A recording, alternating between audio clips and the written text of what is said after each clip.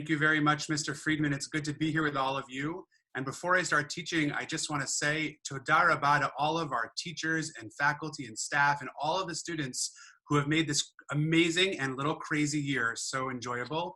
And it's been great to be together on Fridays together. I know you've been enjoying playing the game, Where in the World is Mr. Friedman? So I hope you can figure out where I am today.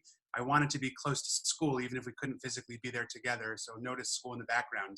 Mr. G is going to put something up on the screen for you to look at that I'm going to teach about for just a moment from this week's Parashat. And it's a little bit hard to see, but you can look in carefully. This comes from our Torah reading this week, from a Torah that you may find in one of your synagogues. It's taught about the words that you know that we use when we take out the Torah and we put away the Torah. It reads, Va-yehi, binsoa, ha-aron, va-yomer, Moshe. And it goes on, it concludes with, Uvnucho, Yomar, Shuva Adonai Revavot Alfei Yisrael. The lines we say when we take the Torah out and we put them away. And these were the words that Moses and God used when the people of Israel were walking through the desert.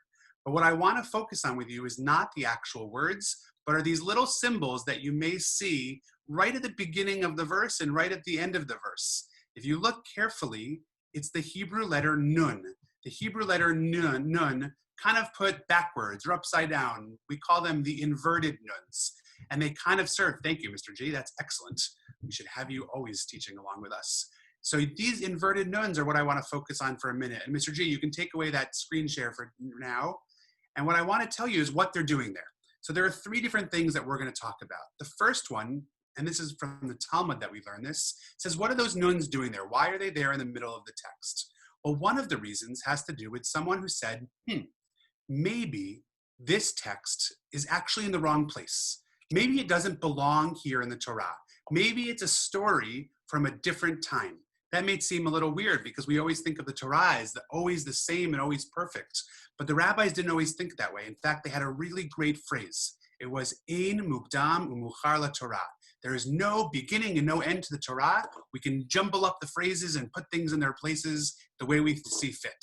So maybe this text was in the wrong place and these nuns were there to show us that something was a little bit wrong here. That's one way we can think about the nuns. Another way we can think about these nuns is from Rabbi Yehuda Hanasi, who said actually that these two verses are so important that they actually act as their own book of the Torah. Wait, you know there are 5 books, right? The 5 books of the Torah, Bereshit, Shmot, Vayikra, Bamidbar, Devarim, and now Rabbi Yehuda Hanasi says, actually this is its own book. And in fact, the Torah, it consists of 7 books, Bereshit, Shmot, Vayikra, the beginning of Bamidbar up until these 2 verses, the end of Bamidbar and Devarim. So maybe there are actually not 5 books, but 7 books. A little bit more for all of us to learn, but nonetheless, certainly something to think about. And now the third answer to this comes from a midrash from the 11th century, a long time ago, which teaches that these 2 verses were not written by the person who wrote most of the Torah. We attribute most of the Torah being written to Moshe, but these 2 verses were written by 2 guys we don't know all that much about, but guys named Eldad and Medad.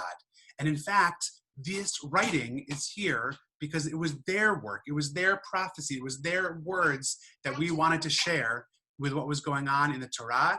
And therefore, these nuns show this is something a little bit different. And it's not that this is all they wrote, but this is all we have left. And maybe, in fact, there were other books that at one point were included in the text of the Torah and were not all written by Moses. And these nuns show these things. So, if I've blown your mind a little bit that the Torah had different authors or different books, your teachers and more Ricky will help you figure out and unpack all those things over the next remaining 4 days of school, I am sure. However, what I want you to remember is this. The little things in life sometimes can mean a lot. And you need to look for those nuns that are upside down and have meaning for different types of things all around us. Don't just be worried about what's in front of you right front and center in those texts and those words, but look for the little symbols and the little indications and the little signs that are around us that can mean so many things.